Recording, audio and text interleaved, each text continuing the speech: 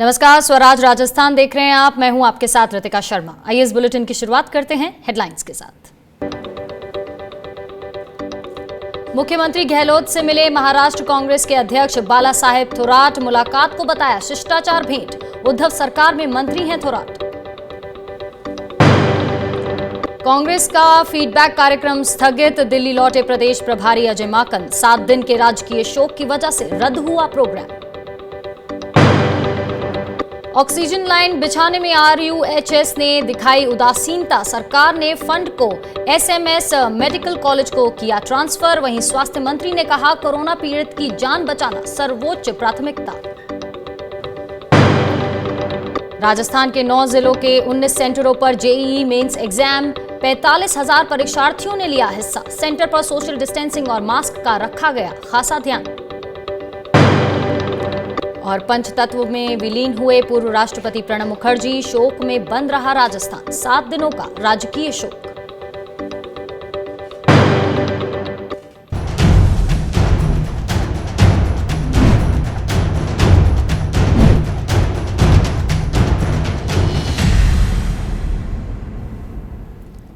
तो कांग्रेस का फीडबैक कार्यक्रम स्थगित हो गया है। साथ ही अजय माकन का अजमेर जाने का कार्यक्रम भी रद्द हो गया। और जिसके बाद आपको बता दें कि प्रदेश प्रभारी अजय माकन जयपुर से दिल्ली लौट गए हैं। दरअसल प्रणब दा के निधन की वजह से राजस्थान में 7 दिनों का राजकीय शोक घोषित किया गया है, जिसकी वजह से सारे कार्यक्रम स्थगित कर दिए गए हैं। अजय माकन के दिल्ली रवाना होने से पहले जयपुर में उनके अस्थायी निवास पर उनसे मिलने के लिए कई नेता पहुंचे। माकन से मिलने वालों में ममता भूपेश, विधायक रफीक खान, संदीप चौधरी, अरुण कुमावत, कृष्ण हरितलवाल, वहीं सुमित भगासरा का नाम शामिल है।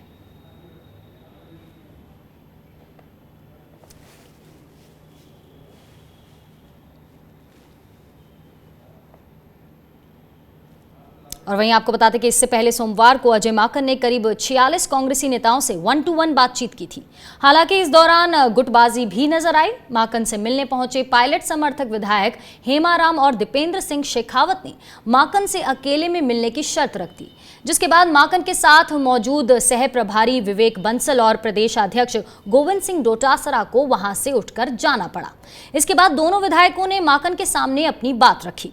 हालांकि माकन से मिलने के बाद इन विधायकों ने कहा कि अब उनके मन में कोई नाराजगी नहीं है। साथ ही माकन ने कहा था कि अब राजस्थान कांग्रेस में गुटबाजी वाली बात नहीं है, हम इससे आगे निकल चुके हैं। उन्होंने कहा कि संगठन और कैसे मजबूत किया जाए, सरकार के साथ बेहतर समन्वय कैसे हो, इसे लेकर बातचीत की जा रही है।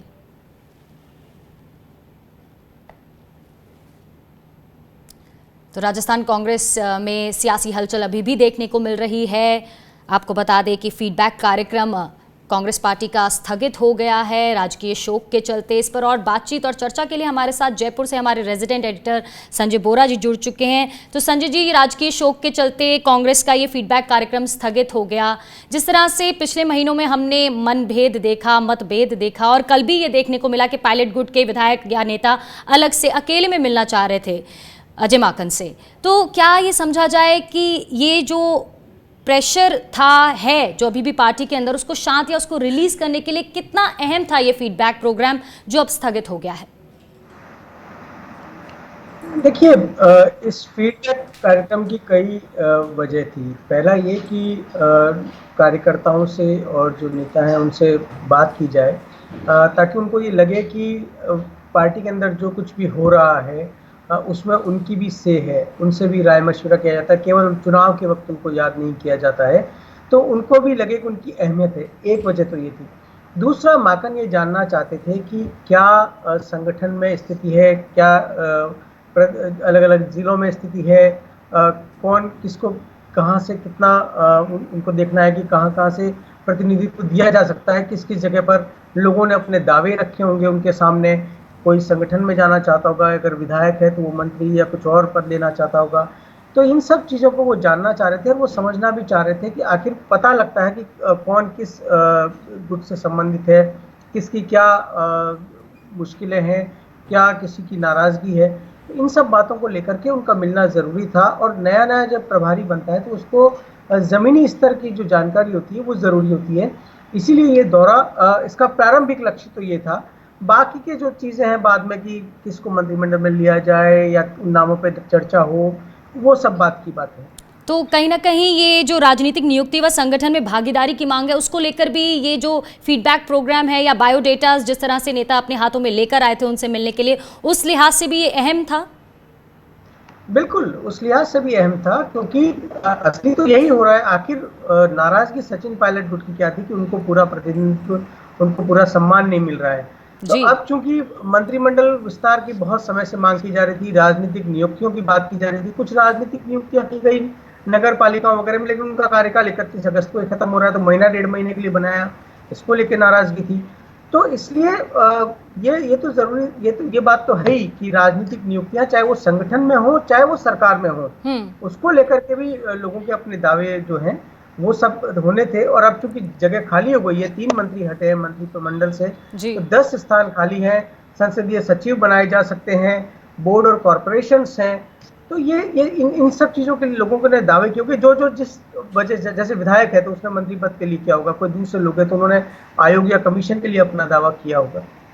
जी संजय जी, आप हमारे साथ बने रहिए और इस पूरी बातचीत के लिए शुक्रिया। आपसे अगली खबर पर भी जुड़ूंगी। अपने दर्शकों को बता दें कि महाराष्ट्र कांग्रेस के प्रदेशाध्यक्ष और मंत्री बाला साहेब थोराट ने मंगलवार को राजस्थान के मुख्यमंत्री अशोक गहलोत से मुलाकात की।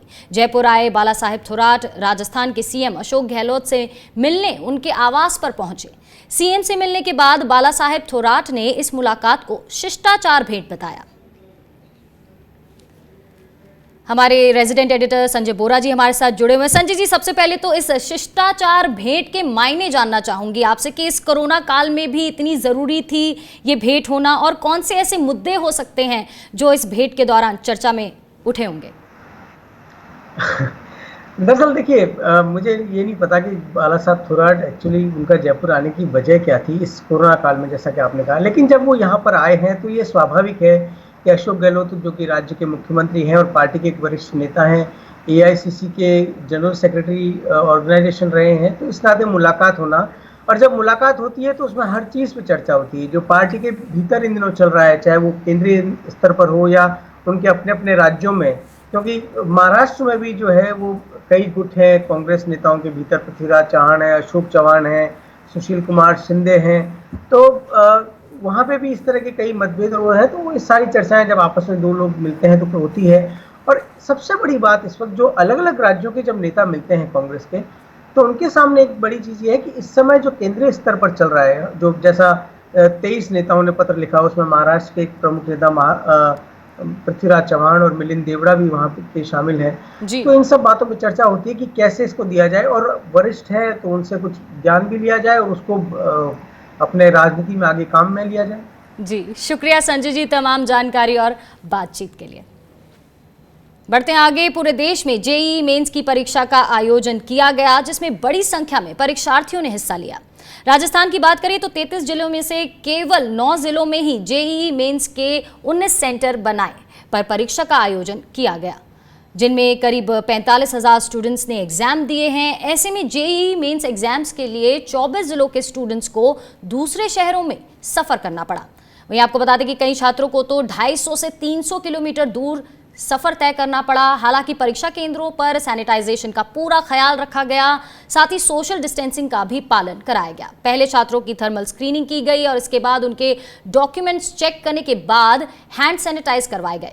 साथ ही छात्रों को मास्क भी दिए गए। तो 33 में से 9 जिलों में ही सेंटर्स हैं। राज्य की बात की जाए और तकरीबन 45,000 राज्य में स्टूडेंट्स हैं जिन्होंने परीक्षाएं आज दी और आज से शुरुआत हो गई है इन जेईई मेंस की परीक्षाओं की। ज़्यादा जानकारी ले लेते हैं, हमारे संवाददाता रामस्वरूप हमारे साथ जुड़ चुके हैं। तो रामस्वरूप, किस तरह से रहा आज का दिन?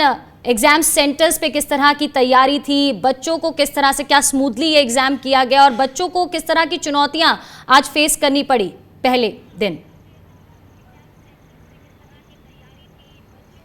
देखिए, जिन ट्यूशन में जो ऑनलाइन एग्ज़ाम की व्यवस्था है, उन्हीं परीक्षा केंद्रों में एग्ज़ाम ये हुए थे, क्योंकि जयपुर शहर में ऐसे सेंटर कम है जहां पर ऑनलाइन एग्ज़ाम होते हैं। लेकिन जयपुर शहर के बाहर जो स्थित है, कई टेक्निकल कॉलेज हैं, जिस तरह से आर्य कॉलेज हुआ, शंकरा कॉलेज हुआ, प्रताप नगर में एक पूर्णिमा कॉलेज है, और इस तरह के जो बड़े इंस्टीट्यूशन हैं जहाँ पर ऑनलाइन एग्ज़ाम की पूरी व्यवस्थाएं हैं, वहाँ पर परीक्षा केंद्र बनाए गए थे। और इन परीक्षा केंद्रों पर तमाम जो व्यवस्थाएं हैं वो इंस्टीट्यूट के संचालकों के द्वारा की गई थी। और सरकार ने भी बड़ी राहत देते हुए कल ही ये ऐलान कर दिया था कि जो भी स्टूडेंट्स एग्ज़ाम देने आएगा उनके लिए प्रवेश पत्र दिखाने पर उनकी यात्रा जो है वो मुफ्त में रहेगी। यानी कि प्रदेश का कोई भी अभ्यर्थी किसी भी ज़िले से कहीं भी एग्ज़ाम सेंटर तक पहुंचता है या वापस लौटता है तो उनको किराया नहीं देना पड़ेगा। उनके आने जाने की व्यवस्था सरकार ने मुफ्त कर दी है। और उनके साथ में कोई उनका परिजन भी साथ में है, गार्जियन किसी के साथ में, तो वो भी उसके साथ फ्री रहेगा। उसके अलावा शहर के अंदर भी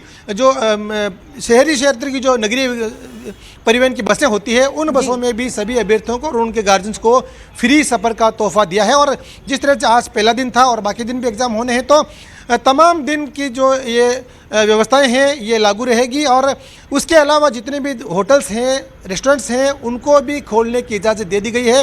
किसी भी तरह का लॉकडाउन उनके ऊपर जो है उसका लागू नहीं होगा। हालांकि हम देखते हैं कि जहां पर कोरोना के संक्रमित मरीज ज़्यादा आते हैं तो उन इलाकों में संक्षिप्त एरिया में जो है कि स्थानीय पुलिस के द्वारा कर्फ्यू लगाया जाता है। लेकिन इस एग्ज़ाम के लिहाज से जिन अभ्यर्थियों को परीक्षा केंद्र तक जाना है तो उनके लिए लॉकडाउन या फिर कर्फ्यू के जो है वो उनके लिए मायने नहीं रखेगा, उनके लिए लागू नहीं होगा। तो आज की बात करें तो तमाम इंतज़ाम देखने को मिले परीक्षा केंद्रों पर। और जिस तरह से अभ्यर्थियों की बात करें तो भी वो भी एक तरह से संतुष्ट नजर आए, व्यवस्थाओं को देख कर संतुष्ट नजर आए। और साफ तौर पे जो सरकार ने जो इंतज़ाम किया था मुफ्त सफ़र का और ठहरने की व्यवस्था को जो इंतज़ाम किया था, उसको लेकर के अभ्यर्थियों में काफ़ी खुशी रही। लेकिन रामस्वरूप, एक पॉइंट यहाँ पर ये भी है कि कोरोना तेज़ी से फैल रहा है, आंकड़े लगातार बढ़ रहे हैं, हाई प्रोफाइल लोगों तक नहीं बख्श रहे हैं जो बहुत ही सेफ्टी जोन्स में रहते हैं। बहुत से एग्जाम्पल्स हैं हमारे सामने, गृह मंत्री से लेकर सुपरस्टार अमिताभ बच्चन तक। तो यहाँ पर बहुत विरोध भी हुआ इस बात को लेकर, लेकिन कहीं ना कहीं बच्चे भी मजबूर थे, अभिभावक भी मजबूर थे कि उनको आना ही था, एग्जाम्स देने ही थे। मैं जानना चाहूँगी यहाँ पर रिएक्शंस किस तरह से आ रहे हैं स्टूडेंट्स के और अभिभावकों के इस पूरी जेईई मेंस परीक्षा को लेकर? देखिए, अधिकतर स्टूडेंट्स का यही कहना था कि एग्ज़ाम जब कंडक्ट किया जा रहा है तो देना उनकी मजबूरी है। हालांकि हमने पहले देखा था कि कई अभ्यर्थी, कई जो छात्र संगठन है उसका लगातार विरोध कर रहे थे कि जेईई और जो नीट का एग्ज़ाम है उनको थोड़े दिनों के लिए पोस्टपोन करना चाहिए। जब स्थितियाँ सामान्य हो जाए या कुछ परिस्थितियाँ ठीक हो जाए तब इस एग्ज़ाम को कंडक्ट करवाया जा सकता है। लेकिन इस एग्ज़ाम को जो है अब पोस्टपोन नहीं किया गया। इसको प्रस्तावित जो प्रोग्राम रखा था एग्ज़ाम का वो चालू रखा है। तो ऐसे में छात्रों की मजबूरी है कि उनको एग्जाम देना है। तो ऐसे में कह सकते हैं कि छात्र अपना भविष्य खराब नहीं करना चाहते, एक साल खराब करना नहीं चाहते, क्योंकि दोबारा जो है एंट्रेंस एग्जाम एक साल बाद होना है। तो अब छात्रों की मजबूरी थी एग्जाम देना। लेकिन विरोध का स्वरूप हमने देखा कि पिछले कई दिनों से लगातार न केवल राजस्थान में बल्कि देश भर के छात्रों में भी काफ़ी विरोध रहा था कि एग्जाम को स्थगित किया जाए, बाद में लिया जाए। यह बात सही है कि प्रदेश में इन दिनों लगातार कोरोना का संक्रमण फैल रहा है। प्रतिदिन की बात करें तो करीब 1400 से ज़्यादा नए मरीज हम देखते हैं कि प्रदेश में सामने आते हैं। और राजस्थान की बात करें तो राजस्थान में भी 1000 से ज़्यादा कोरोना संक्रमित मरीजों की मौत भी होती है। करीब प्रतिदिन जो है करीब 10 से 12 व्यक्तियों की मरीजों की मौत होती है। तो ये काफ़ी चिंताजनक बात है। लेकिन अब क्या करें, एग्जाम जब लिया जा रहा है तो छात्रों की मजबूरी है। तभी इसके लिए विरोध भी किया जा रहा था। और अभी नीट की परीक्षाएं भी होनी है, उसको लेकर भी किस तरह से कंडक्ट की जाती है वो भी एक बड़ा सवाल है। रामस्वरूप, इस तमाम जानकारी के लिए शुक्रिया, लेकिन आप मेरे साथ बने रहिए, अगली खबर पर आपके साथ जुड़ूंगी। आपको बता दें कि राजस्थान यूनिवर्सिटी में एंट्रेंस की पहली कट ऑफ लिस्ट अब बुधवार को जारी होगी। पहले सूचना थी कि इसे मंगलवार को जारी किया जाएगा, लेकिन पूर्व राष्ट्रपति प्रणब मुखर्जी के निधन के बाद मंगलवार को छुट्टी का ऐलान कर दिया गया, जिसकी वजह से लिस्ट तैयार नहीं हो पाई। और अब बुधवार दोपहर को राजस्थान यूनिवर्सिटी की कट ऑफ लिस्ट आने की बात सामने आ रही है।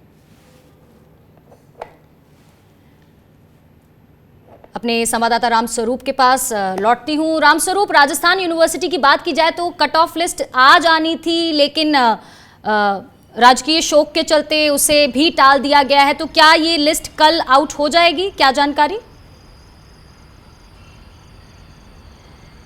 बिल्कुल, ऑनलाइन आवेदन का जो समय सीमा है वो काफ़ी कुछ दिन पहले बीत चुकी है और अब जो है छात्रों का जो एडमिशन होना है उसको लेकर के कट ऑफ लिस्ट निकालनी है। न केवल राजस्थान विश्वविद्यालय बल्कि विश्वविद्यालय से संबंधित जितने भी कॉलेज हैं, Maharani college, Maharaja college, Rajasthan college, commerce college और लॉ कॉलेज, इन सभी का जो है अब कट ऑफ लिस्ट आनी है। शुरुआत आज होनी थी, जिस तरह से पहले ही बता दिया गया था कि मंगलवार को दोपहर को कट ऑफ लिस्ट जारी की जाएगी कि कितने % तक जो है अभी स्टूडेंट्स का एडमिशन होता है। लेकिन आज क्योंकि राजकीय अवकाश था, प्रणोदा के निधन के ऊपर रखा गया था, तो इस लिहाज से आज लिस्ट जारी नहीं की जा सकी। लिस्ट लगभग तैयार है, लगता है कि कल दोपहर को 12 बजे के आसपास ये लिस्ट जारी हो जाएगी। जी रामस्वरूप, आप हमारे साथ बने रहिए और भी खबरों पर आपके साथ जुड़ेंगे और फिलहाल यहाँ रुकेंगे एक छोटे से ब्रेक के लिए, लौटेंगे कुछ और अहम खबरों के साथ।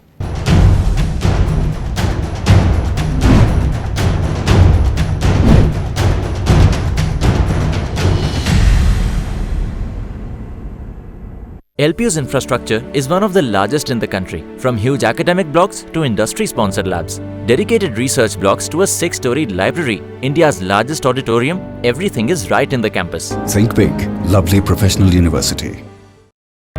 सपने सच तब होंगे जब आप सपने दिखना शुरू करेंगे। ये शब्द हैं उस शख्सियत के जिसके सपनों ने दी इस देश को एक नई उड़ान, डॉक्टर APJ अब्दुल कलाम। और ऐसे ही हर स्टूडेंट के सपने पूरे करेंगे हम, under best guidance of expert faculty team. Admission open in science and technology, humanities, social science, arts and sports. Doctor APJ Abdul Kalam university, Indore.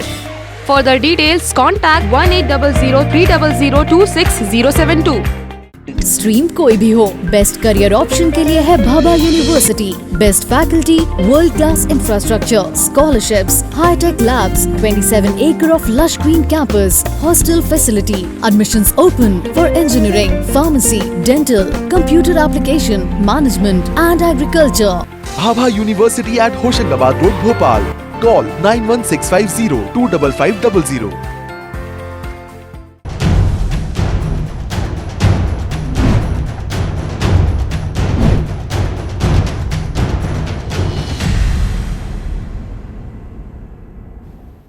स्वागत है आपका ब्रेक के बाद। और राजस्थान के 3.5 लाख से ज्यादा शिक्षकों के लिए राहत भरी खबर है। राज्य सरकार ने शिक्षकों के तबादले नीति को कमेटी के जरिए अमली जामा पहना दिया है। शिक्षा मंत्री गोविंद सिंह डोटासरा जल्द मुख्यमंत्री अशोक गहलोत को तबादला नीति का खाका सौंपेंगे। आपको बता दें, कैबिनेट की मंजूरी के बाद ये लागू हो सकेगी और सरकार का दावा है कि तबादला नीति मंजूर होने से शिक्षकों के तबादले पूरी तरह पारदर्शी हो सकेंगे। और इसी साल 3 जनवरी को सरकार की ओर से तबादला नीति के लिए रिटायर्ड IAS अफसर ओंकार सिंह की अध्यक्षता में कमेटी गठित की गई थी और इस कमेटी ने कई राज्यों की नीतियों का अध्ययन कर सरकार को रिपोर्ट दी। वहीं कमेटी को मई-जून तक रिपोर्ट देनी थी, लेकिन कोरोना काल में देरी हो गई। ज्यादा जानकारी के लिए जुड़ते हैं हमारे संवाददाता रामस्वरूप से। तो रामस्वरूप, शिक्षकों के तबादले की जो पूरी प्रक्रिया है उसमें पारदर्शिता लाने की तैयारी हो रही है, किस तरह से इसका इम्पैक्ट, इसका असर दिखेगा? देखिए, इसका इंतजार लंबे समय से था, लंबे समय से मांग थी कि तबादलों के लिए एक स्पष्ट नीति होनी चाहिए ताकि जो शिक्षक जिनको ज़रूरतमंद हो और जो योग्य हो उस नीति के हिसाब से तो उनका तबादला हो जाए।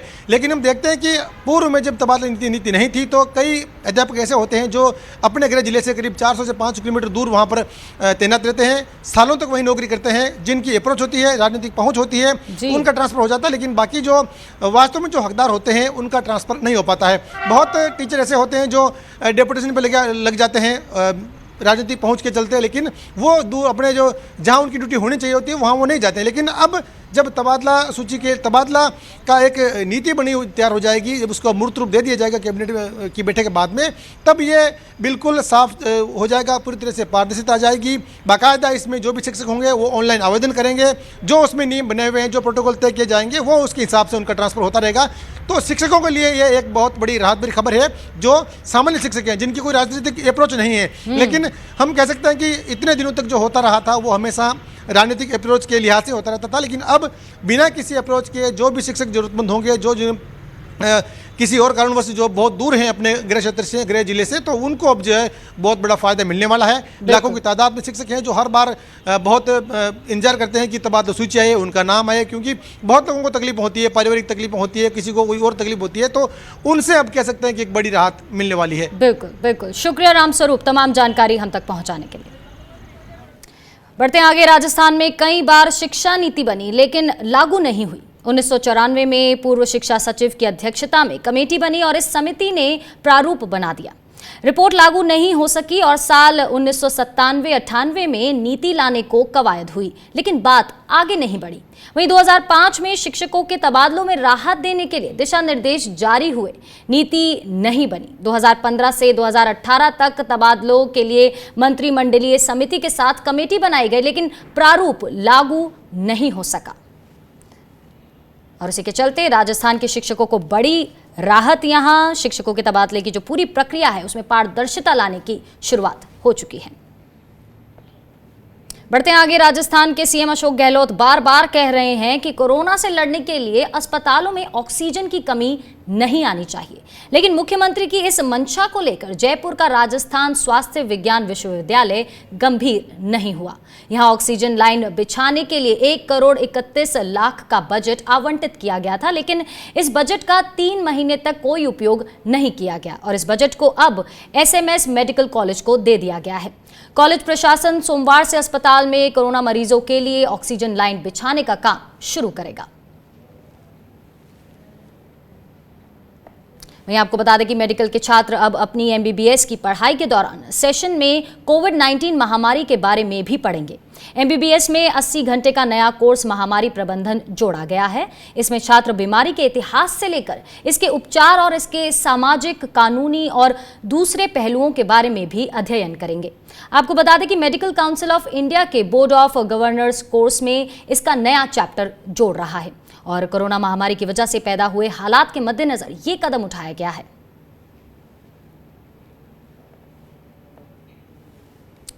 वहीं राजस्थान सरकार अपने 100 विधायकों को सरकारी गाड़ी दे सकती है। सूत्रों से मिली जानकारी के मुताबिक गहलोत सरकार ने इसके लिए मास्टर प्लान भी तैयार कर लिया है। राजस्थान सरकार ने विधायक अयोग्यता के संशोधित विधेयक की तैयारी कर ली है। ऐसे में प्रिवेंशन ऑफ डिस्क्वालिफिकेशन एक्ट में संशोधन किया जाएगा और सभी विधायकों को उनकी योग्यता के अनुसार पद भी दिया जाएगा, ताकि कोई भी विधायक या बड़ा नेता असंतुष्ट और उदास नहीं रहे और सभी मिलकर राज्य के विकास में जुट जाएं। इसके तहत आपको बता दें, मंत्रिमंडल के अलावा कुछ विधायकों को राजनीतिक नियुक्तियों में एडजस्ट किया जाएगा और इसके साथ ही छत्तीसगढ़ पंजाब पैटर्न पर कुछ लोग संसदीय सचिव बनेंगे। और जैसे जैसे देश अनलॉक हो रहा है वैसे वैसे ट्रेनों में यात्री बढ़ने लगे हैं, लेकिन रेलवे रेगुलर ट्रेनों को चलाने पर विचार कर ही नहीं रही। रेलवे बोर्ड स्पेशल ट्रेनों की बुकिंग को ही आगे बढ़ा रहा है। ऐसे में जयपुर की अगर बात करें तो यहां से शुरू होने वाली 2 और बाईपास होकर गुजरने वाली 4 स्पेशल ट्रेनों में दिसंबर के पहले हफ्ते की बुकिंग शुरू हो चुकी है। इससे ये तय माना जा रहा है कि इस साल के अंत तक रेलवे रेगुलर ट्रेनों का संचालन नहीं करेगा। जयपुर से शुरू होने वाली और बाईपास 7 ट्रेनों में सीट के लिए मारामारी है। यात्री भार के कारण कंफर्म सीट के लिए आपातकाल कोटे के लिए जुगत लगा रहे हैं। वहीं राजस्थान में लगातार बारिश के चलते बांसवाड़ा और डूंगरपुर जिले से गुजरने वाली माही नदी खतरे के निशान से ऊपर बह रही है। इसके चलते गलियाकोट में बाढ़ के हालात पैदा हो गए हैं। जिला प्रशासन ने हाई अलर्ट की घोषणा करते हुए नदी तट के इलाकों में रहने वालों को अपने मकान खाली कर सुरक्षित जगहों पर भेज दिया है। आपको बता दें कि राजस्थान की कई नदियां खतरे के निशान से ऊपर बह रही हैं, कई गांव बाढ़ की चपेट में हैं और हजारों लोग प्रभावित हैं। हालांकि प्रशासन की तरफ से लगातार लोगों तक राहत पहुंचाई जा रही है। और वहीं टोंक में दिल दहला देने वाली घटना सामने आई है। बताया जा रहा है कि शख्स ने अपनी पत्नी और 3 बच्चों पर पत्थर से हमला कर दिया, जिसमें एक मासूम की मौत हो गई है। घटना टोंक के अलीगढ़ कस्बे के नाहरी गांव की है। जानकारी के मुताबिक आरोपी हरकेश मीना ने हमला उस वक्त किया जब उसके 3 बच्चे और पत्नी घर में सो रहे थे। चिल्लाने की आवाज़ सुनकर पड़ोसी जब वहां पहुंचे तो आरोपी फरार हो गया, जिसके बाद घायल अवस्था में बच्चों को महिला को अस्पताल में भर्ती कराया गया, जहां 7 साल की मासूम बच्ची ने दम तोड़ दिया। फिलहाल पुलिस मामले की जांच में जुटी हुई है और आरोपी की तलाश की जा रही है। जो मजरूबा एरंता देवी थी, उसने बताया कि रात को करीब 1 बजे ये अपने घर पे सोए हुए थे। इसका पति है जिसने, उनको पता नहीं था, 3 बच्चों को लेकर मां सो रही थी। अचानक उसके पति एरंता देवी का पति हरकेश है, उसने इनके ऊपर ताबड़तोड़ हमला कर दिया। सभी के सिर में चोट आई है, किसी भारी चीज़ की सभी पे वार किया गया है, जिसमें चिंकी की मृत्यु हो गई और 2 बच्चे और पत्नी घायल अवस्था में है, जिनका उपचार टॉप में चल रहा है। SHO अलीगढ़ का स्थलांतरण होने से का कोई अधिकारी नहीं होने से ये तफ्तीश मुझे SHO उनेरा को दी गई है। मामला 323, 307, 302 IPC के अंदर दर्ज हुआ है। राजस्थान के मुख्यमंत्री अशोक गहलोत ने पूर्व राष्ट्रपति प्रणब मुखर्जी के निधन पर संवेदना व्यक्त की। प्रणब दा के सम्मान में आज पूरा प्रदेश बंद रहा। वहीं मुख्यमंत्री अशोक गहलोत ने पूर्व राष्ट्रपति प्रणब मुखर्जी के निधन पर शोक व्यक्त करते हुए कहा, देश ने एक महान राजनीतिज्ञ और विचारक खो दिया है। गरिमामय व्यक्तित्व के धनी प्रणब दा ने अपने व्यक्तित्व से देश के समृद्ध संसदीय लोकतंत्र का गौरव बढ़ाया। लंबे सार्वजनिक जीवन में दिवंगत मुखर्जी जिस भी पद पर रहे, वहां उन्होंने अपनी विशिष्ट कार्यशैली की अमिट छाप छोड़ी।